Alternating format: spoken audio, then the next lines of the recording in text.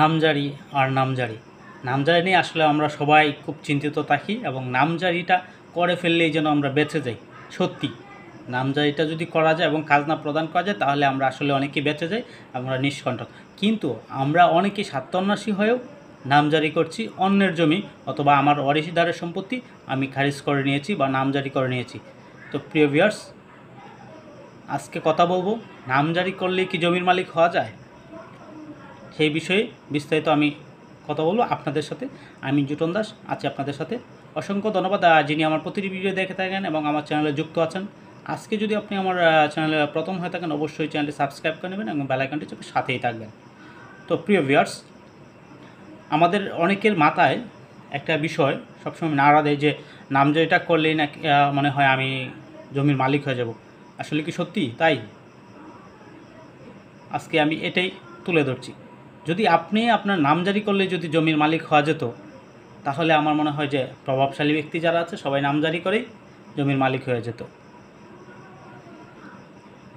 এটা আমাদের সমাজে অনেকে আছে যারা ওয়ারিশ সম্পত্তি নিয়ে অথবা একই দলিলে বা 2-4টা দলিলে মিলে 3-4 জনের জমি ক্রয় করেছে। সেক্ষেত্রে দেখা যায় কিছু স্বার্থান্বেষী ব্যক্তি জমি যখন দামি জমি হয় বা রাস্তার পাশে হয় সুবিধা নিয়ে সেই জমিগুলো নিজ নামে খারিজ করে ফেলে, কিন্তু কখনও দলিল বা ওয়ারিশের হিস্সা বা এই বিষয়গুলো দেখে না। অনেক সময় অনেকেই আছেন যে ওয়ারিশের আপনার হিস্সা অনুযায়ী যতটুকু প্রাপ্য তার চেয়েও বেশি জমি খারিজ করে ফেলেন। তো সেক্ষেত্রে কি আসলে এটা টিকবে? আমি যদি এক কথায় বলে দিতে হয় যে আসলে টিকাবেন কি করে, আপনার টিকানোর কি কোনো রাস্তা আছে? আপনার বাবার সম্পত্তি 20% এখানে আপনার বোনদের হিস্সাটা না দিয়ে আপনি ধরেন 3 ভাই হিসেবে আপনি পান হচ্ছে 6%, 6.5 বা সামথিং, কিন্তু আপনি 7 করে ফেললেন। তাহলে অন্য ভাইদের থেকে আর 2 ভাইদের থেকে আপনার জমি চলে গেল 1% আপনার আন্ডারে। তাহলে কি অন্য যে 2 ভাই আছে বা বোনেরা আছে আপনাকে কি সেই সম্পত্তি দিবে? আপনি নিজে জাজ করুন। তাহলে যদি আপনি বুঝতে পারেন যে আসলে আমি এই সম্পত্তির পাই না বা পাওয়ার যোগ্য না, তাহলে আপনি কেন খারিজ করবেন? খারিজ করলেই জমির মালিক হওয়া যায় না। আর সেই খারিজ হয়তো আপনি যার জমিটা আপনি খারিজ করেছেন ভুল তথ্য দিয়ে বা ইউনিয়ন ভূমি সহকারী বা অন্যান্য কারণে দালালের মাধ্যমে বা যা কোনো মাধ্যমে আপনি টাকা খরচ করে, সেটা আপনার পুরোটাই আমি বলবো ভুল। কেন ভুল? এবং আপনি অযথা আপনার টাকা ব্যয় করছেন। আপনি সঠিক সম্পত্তি এবং সঠিক জায়গায় সঠিক সময় ব্যয় করুন। অযথা অন্যের জমি খারিজ করে নিজের জমি বাবা থেকে বিরত থাকুন। আসলে আমরা যারা ভাব সম্প্রসারণ পড়েছিলাম যে পর হস্তে ধন নয় বিদ্যা নয় ধন ফলে প্রয়োজন, তাহলে আপনার এই সম্পত্তি শুধু আপনার কাগজেই থাকবে, বাস্তবতে রূপ নেবে না।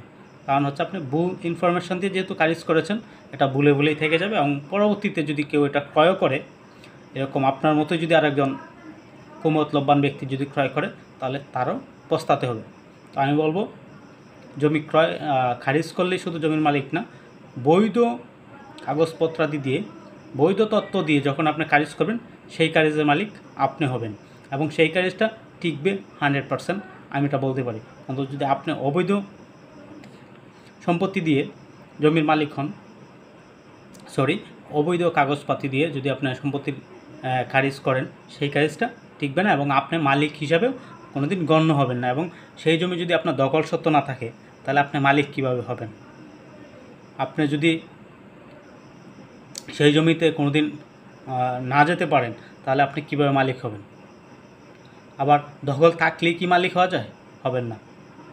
তাহলে আপনি বৈধ উপায়ে জমির মালিক হন এবং আপনার নামজারি যেন সঠিক থাকে, আমি এটাই বলবো।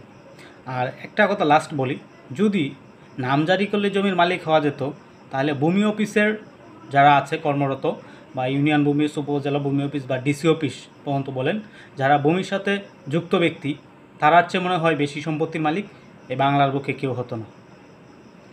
তো আমার শেষ কথাটাতে আপনি হয়তো বুঝতে পারবেন যে আসলে শুধু নামজারি করলে জমির মালিক না, সঠিক তথ্য দিয়ে নামজারি করলেই আপনি জমির মালিক। তো প্রিয় ভিউয়ার্স, আজ পর্যন্তই। তারপর যদি কোনো প্রবলেমটা ফেস করেন বা কোনো কিছু জানার আগ্রহ থাকে, অবশ্যই আপনি আমার কমেন্টসে জানিয়ে দেবেন। আমি চেষ্টা করবো আমার সাধ্য অনুযায়ী আপনাদেরকে সঠিক তথ্য দিতে।